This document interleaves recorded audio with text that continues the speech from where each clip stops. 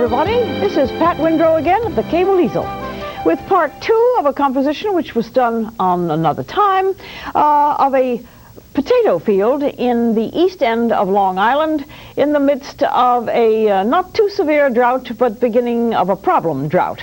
And as you can see on the monitor, which is the result of having gone out with a camera and taken footage of this particular spot, you'll see that those sprinklers are going full steam ahead and trying to cope with a problem which the East is experiencing as opposed to the incredible drama which is taking place in the Middle West. So there doesn't seem to be much balance in any of it. This is a rather interesting composition. It's got to do with texture. It also has to do with the fact that it's a document and that it is possibly a recording of an event that takes place now which may not take place in a decade from now. The business of irrigating dry fields for agriculture has been a problem ever since time began, I suppose. And here, these, I'm not sure how modern they are or even how old-fashioned they are, but they are being used fully in the eastern end of Long Island now to take care of these crops. So here is the composition. It's got to do with the texture of the water, the texture of the fields, and the great foreground of this potato field. And this is the beginning that in part 1. A half an hour is what resulted, is this what happened here with this layout. And now going on to the second part of it to be hopefully polished off in a half an hour to show you how you go past this stage. This is what you might call the layout or the background, the sky being with those lovely pink summery clouds overhead, this nice sort of relief of the extraordinary flat landscape that we have here in the farmlands, these nice curves that take place, and then of course the perspective that is being given to the viewer by those wheels that are carrying the sprinkler system and those enormous hoses that are excessively heavy. I'm sure that they move them either by tractor or by hand. I would suspect they move them by hand because you can't go running around in a tractor in the middle of those potato fields. So here we have an interesting compositional problem, also a document of its kind, and the need to turn it into art, as it were. So I'm going to start in by putting in the wheels, the supporting mechanism for these huge pipes or tubes. They're made of canvas, I think. I believe they're made of canvas. But here is I'm using the point of reference that the top of that particular wheel is just there where the line of trees breaks. That's the point of reference. I'll probably lighten that the top of that wheel to be able to tell you that it for the contrast that's taking place, and it disappears into the field of plants. Laying these out, I'm not sure that I'm going to bother to count how many of those spokes there are, but I would say that finding the center and then laying the spokes in, and each one should probably be done individually because the confusion about all of these so-called these transparent or translucent wheels would make for a rather unfortunate pattern. So the wheels, of course, get progressively smaller because things tend to do that as they recede into the distance, and that's the time when drawing or understanding of perspective comes into play for anyone who is attempting to do something that looks as simple as this but was actually quite complicated. So here's the center of this wheel, and the spokes radiating from that, I am counting them 3, 4, 5, 6, 7, 8, I suppose would be probably the normal amount. And as they go farther and farther away, they become, as I said, progressively smaller, but they must be here for the comprehension of what we're doing. Photography, of course, would be the great saving mechanism here, but photography would be just that. What we're trying to do is to do what Van Gogh did years ago in France when he was recording the fields, painting the fields, and we now have a record of what those fields looked like and how they were tended to. And the equipment that was used. And so art is not only for the pleasure, but it's also for the business of recording history and events. Not that I am Van Gogh, but I sure do appreciate his contribution to information of the time that he lived. So as you can see, I'm doing this in a very loose and perspective theory that this follows a pattern, and it follows the shape of the land on which these are resting. From what I understand, this equipment is extremely expensive to operate. Tons and tons and tons of water go through these pipes every minute, and when there is a severe need for the water, it of course increases the expenses for the farmer, and therefore sometime in the wintertime we'll all have a fit when we see that lettuce is $2 a head. We'll all say, oh, you know, it's terrible that it's this expensive. However, here is one of the reasons, because somewhere along the line the cost has to be absorbed by somebody. As I get further and further away, I can become even more interpretive about it and just sort of give the flavor of it. That's the nice thing about painting in general. The flavor is what we're after. In other words, the anatomy of a subject. The water is one of the interesting things about this, and interpreting the water and the sprays of water is something that I have rarely run into. But I'm going to attempt to do it by as I say, my need to interpret. And by interpreting it, I'm going to use a technique that maybe is not entirely kosher, but I'm going to use fingers and other things to blend this water and try and make it look as though that water is actually doing what it's doing. There are some jets that go way up into the green area, and I'm going to use another brush to try to scumble that and see which way those that water jet goes. I'm picking up some of the green, but that's okay. The need to be as accurate as possible, so that when this picture is finished, the question will not arise of what is that. So if the paint were a little bit more set, it's taken a great deal of time to dry because of the humidity, and I'm going to try and cope with that as best I can. But if I need to remove some of this green, I will do it, and I'll show you how I would handle that problem. But I need to try and get the blending of that water as it sprays out there. It's quite fascinating, and it's a genuine technique problem, not something that you run into all the time. And fingers and Kleenex and whatever happens to be at hand is perfectly acceptable as long as it gives the effect. I also have to indicate that the water is coming from somewhere, and the somewhere is just little snips of the pipe, which are these canvas water pipes that are just sort of barely visible, except for the last one on the end here, and that goes right into the sprocket and gives what I'm always after is that nice diagonal to lead the eye into the picture. I'm going to pull that down like so. Now, I see that I'm going to need to have a great spray and a jet coming through here, and this green is much too wet still, so I'm going to remove it by putting some paper around my finger. All of this may be interesting to people who have run into this problem. People call me on my show sometimes and say, I have a problem with picking paint up on the background because oils do that. And I agree. Oils are extremely tricky, and they're also not very cooperative. When they decide that they don't want to dry because of humidity or whatever, you have yourself a genuine problem. So I have removed some of the green, as that wonderful close-up can show you. I have removed some of the very wet paint, which means that I'm going to try and interpret this spray here, and let's see if that works. I'm fully exposed here at this time with the problem of technique. I'm putting on some rather heavy paint here. Yes, the removing of the green was of the wet paint was vital in order to be able to get the effect of this jet, and it goes off into the sky. Okay.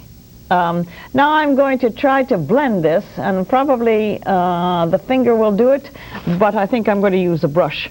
more effectively. I'm using this great big brush to try and get this this watery spray.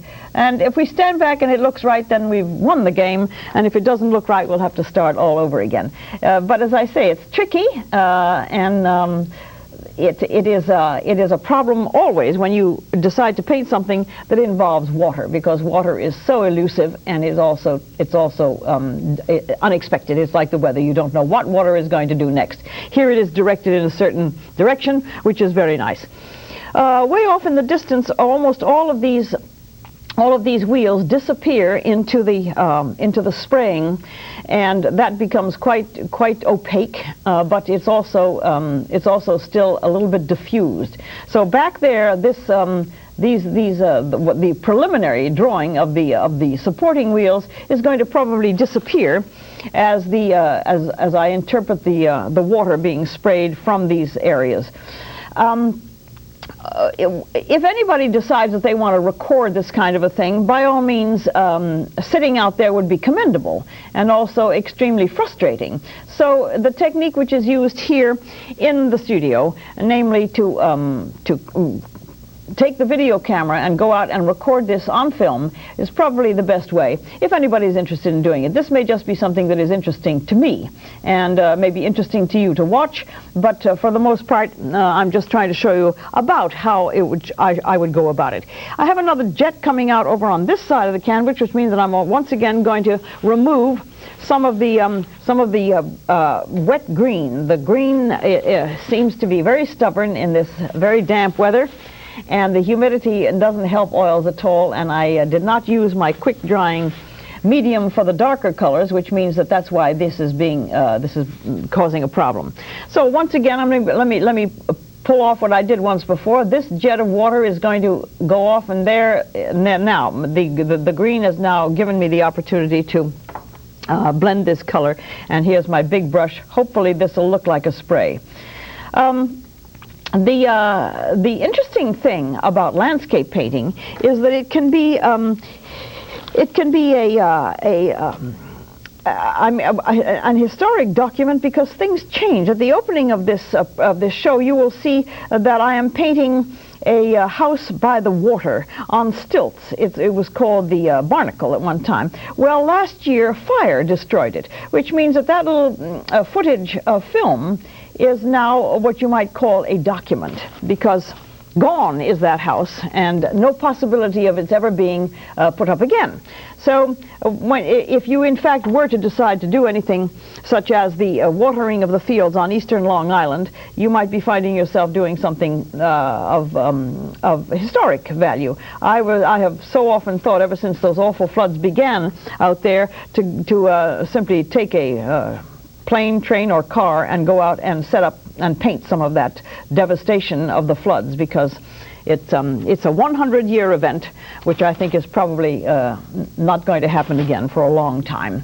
Let's hope not, anyway, because it's really extraordinary to see what has happened out there with that condition.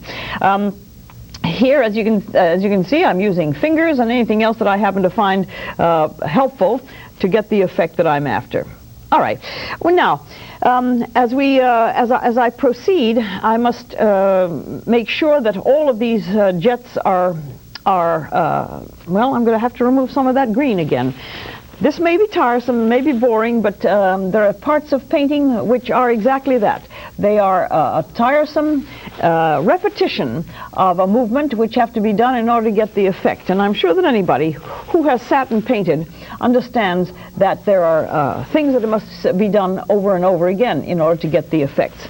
So as you can see, I learned this technique of removing color from an American watercolorist called Eric Sloan. He showed me how you take care of clouds, or at least it was his technique, that you would flood the sky with the color, the blue or whatever it might be, and then Kleenex and wads of paper absorb the color, and then the clouds suddenly appear on the watercolor paper that you otherwise would not be able to paint. So I was always very grateful to Mr. Sloan for having shown me that.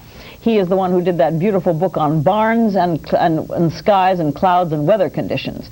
So there are techniques that can be used and I'm showing you some of them right now.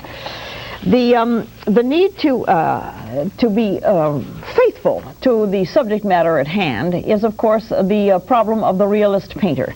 If a painter decides that he's going to be an impressionist, then the problem is lessened, because impressionism is merely the feeling of what it gives, but a realism is the actual depiction of the event itself or of the object.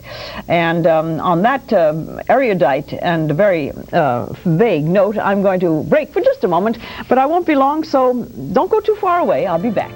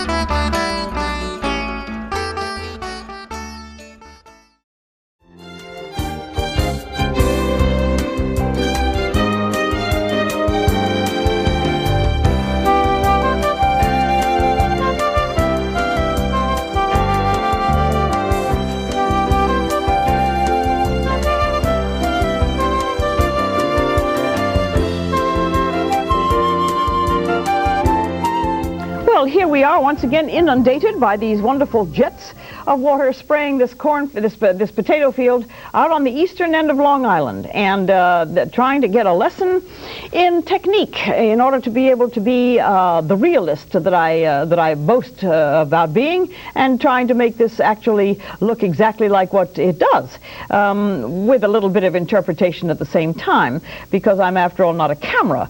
But the problem of water, spoken earlier on these programs, is evident every time anybody tries to interpret water. So here we have it. I'm going to use my finger technique again here and see whether or not I can get a genuinely interesting spray. It does transect the trees in the distance and go off into the sky, and maybe even the technique of using some diluted white paint diluted with turpentine, and give a little bit of the movement of the water, because it does go off. It does go off because the wind carries it. So some brush technique as opposed to finger technique might be a good idea, and to get it so that it's really sort of diffused. I'm going to there's little time left on this second segment of this particular study, and I'm going to concentrate a little bit now on the leaves in the foreground, because the foreground has now been left totally by itself. Wait a minute, I've got to fix this. I've got to get this brush full of this nice, there, that's what I'm after. There we are. To get that looking like the wind is carrying that water. So much for static pictures. The need to be faithful to what you're looking at is evident when you're doing something called a potato field. It had better look like a potato field, otherwise it could look like just about anything else, and then the title, if you happen to call it Long Island Potato Field, is compromised. It doesn't look like a potato field. However, there is such confusion here in the foreground that the best that you can hope for is to do the sunstruck leaves of the plants that are in the foreground, and let them get progressively smaller as they recede into the distance, until they blend into just a field of green, which is the way it would work. And this is where the word impressionism is going to come into play again. Realism and impressionism are very closely related, even though they seem to be apart. you study the anatomy of something. The leaves they're lit by the sun in some instances, and they fall into deep shadow in others. But all you can do and hope for is to play with the overall texture. And just remember the simple truth that anything near you is bigger than when it's far away. Therefore, you simply make it look, you make them look smaller until it gets way back here and it begins to lose the possibility of seeing any detail at all, and then it goes off and it becomes just the green field. So this is just about all that I would be able to add to that. And here comes once again what I said before, the tedium of detail. And when people see me work and they say, I would never have the patience, and I sort of many times say patience has nothing to do with it. Well, it actually, in a case like this, patience does have something to do with it. You have to be willing to sit there and do it until such time as it is done. And there's no advice that I can give. If the patience to do this is not there, then there is no point in even trying to start it. Keeping the texture of the paint is vital. You have to have this so that it will leave the brush and give you the sharpness that you want, or even the fuzziness that you want. And as you progress, you'll see that possibly the effect begins to appear. And the interest of this picture is probably the mere fact that it is a study in texture. Because there is a little time left, I want to be able to come over here with a mysterious looking jet of water that has appeared from the right corner of the canvas, and I also have to give this tube some form. Even though it's lit by the sun, it still has a form, and it's dark on the bottom and light on the top, which is what I always say, no matter how simple the shape is, if it is three-dimensional, it is going to have a shadow, and the shadow of this pipe will tell the story rather than to leave it out. That's about as much detail as you need, because the pipe is disappearing into the foliage. There we have it, and I can run the blend here with my finger. Well, it's a little bit dark. Let me see if I can get some of that off. That's better. The need to find subject matters is, of course, available to everybody. The problem, of course, is that people are sort of undecided as to what good subject matters would be. Hopefully, this program helps to address that sometimes, and sometimes I do come up with sort of funky ideas, and the things that I do are not necessarily of interest to everybody, but who can tell? If I introduce you to a subject, maybe you will be interested in pursuing it yourself. Here is apparently one of the joins in this pipe and this mechanism, and there's something here which is sort of dark. Looks like it's a piece of a coupling or something holding this together, and gives some credence to that form. Also, I said earlier, when I transected the dark green, I'm going to make sure that this wheel is visible by giving a highlight to the top part of this wheel, and that will make it far more comprehensible of what this all is. Here is that promised pale area of that wheel, which will do it. That will give you some understanding of what you're looking at. When you paint, it's not a private affair, because somebody is going to see it, and if somebody sees it and doesn't understand it, then you've goofed it.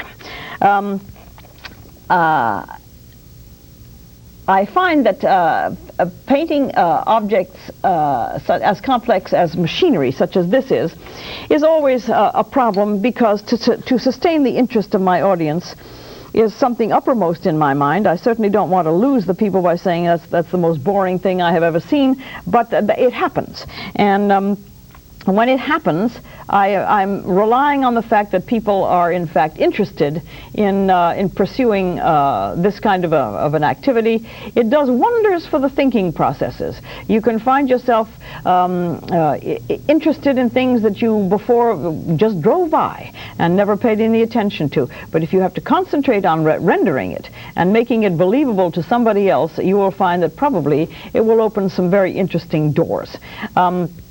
here's the interpretation of how I can show that this field of potatoes has got texture even as far back as where the eye begins to lose the details. It's always interesting to me to fool with things like foliage. Foliage is one of the more difficult things in painting, whether it's from a distance or whether it's close up, or whether it's an individual and single leaf, such as sometimes I have painted enormous flowers with individual petals. The growing things are one of the more difficult things to ever paint, but they are also one of the more wonderful things to live with as far as the visual arts is concerned. I find myself always drawn to painting the flora and fauna of the place in which I live. I'm working on some canvases now to do with the mountain flora and fauna and the amazing variety of summertime wildflowers that take place on the mountains of the Shenandoah National Forest. They are really astonishing variety. Everything from blue ones to pink ones and white and yellow and purple and so on, and orange. So the trumpet vine is now out in full force there, and when I finish the painting that I'm working on, I shall bring it in for your viewing and general approval. In the meantime, the time has run out. 1 minute is left, so let me kind of sign this in the lower right-hand corner, which is what I always do, and then I'll continue fiddling with the texture of this potato field. But signing a picture is important. It's always good to be able to find out how to sign it in paint, on wet paint, because then it can't be removed as easily and somebody else sign it for you, which sometimes happens. But if you can sort of master the idea of signing your name with a fine brush with some very liquid color on it, you will find that it is better than printing it. You can print it, of course, but for the most part, signing it with your own handwriting is a good idea. It's much more less easily forged, in case anybody might want to claim your painting as theirs. Well, once again, I have attempted to finish something in a half an hour, and some of the details are left behind, but I hope that you got something out of it. I'm going to put another great big spray of water in here, and when this is finished, you'll see a big spray is going to come out and sort of cross the front of this, but I'm going to wait for the paint to dry. In order to do that, I have to wait for the paint to set so that it doesn't give me the problems that the green gave me. I'm glad you watched. I hope you got something out of it. Tune in whenever you can. Bye-bye.